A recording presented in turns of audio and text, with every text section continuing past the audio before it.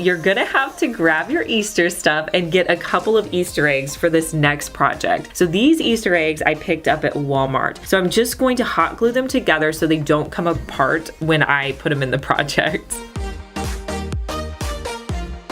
So I had some medium drop cloth. So if you had any kind of canvas, you could use that for this project. So I'm going to take the canvas and I'm going to put my egg in the middle of the canvas. And I'm gonna cut a piece that I can wrap around about 1/3 of the egg. Then I'm just going to start hot gluing it up the side and wrapping the canvas.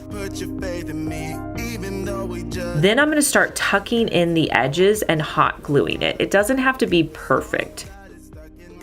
I'm gonna cut off any excess so it just makes it easier to add on the fabric. And then you can see here, I'm gonna fold the fabric and wrap it up and hot glue it in place. Once I have the fabric on, I'm gonna come back in with nautical rope, wrapping it around, hot gluing quite a bit just to make sure it's all secure. I'll add the nautical rope until I get to the very top section.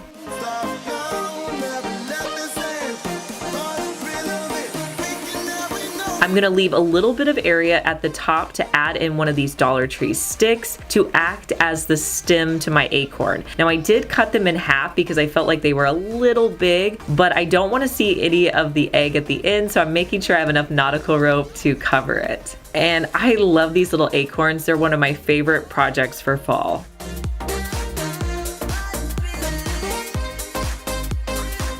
Next, I grabbed a basket from Dollar Tree as well as some of this nautical rope that they have on hand. I love this stuff and I'm gonna start by wrapping it around my basket. I'm gonna start at the bottom and then I'm just going to continue to wrap it up. The key with this is making sure that you don't see the basket when you're done. So you wanna make sure that you're wrapping it really tightly. That's gonna make it look so much better. Now you may have to add additional rope because you're not gonna be able to get around the whole piece with just one.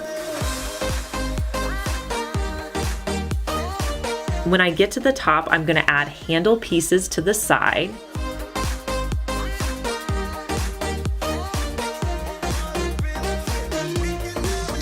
And then I'm just going to decorate it with a few pumpkins I had on hand. And again, I'm gonna come in with those same leaves. And here's a look at how the basket turned out.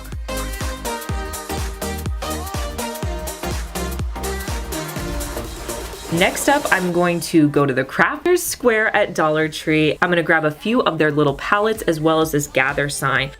I'm gonna start by hot gluing the palettes together so I have 3 in a row, and I'm gonna make 2 rows.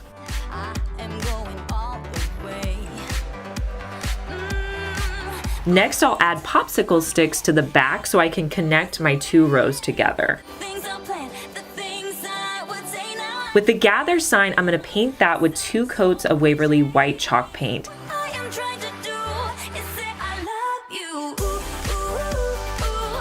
The palette, I'm gonna use my favorite Vintage Effects wash. I'll just add that on and I'll wipe off any excess paint, and it's a paint that gives the look of a stain. I'm gonna add a little bit of dimension to the edges of the gather sign. Next, I'll hot glue the gather sign onto the palette. I grab some of these rub-on transfer letters from Dollar Tree and I'll add those to the gather sign. And here's a look at how it's styled on my shelf.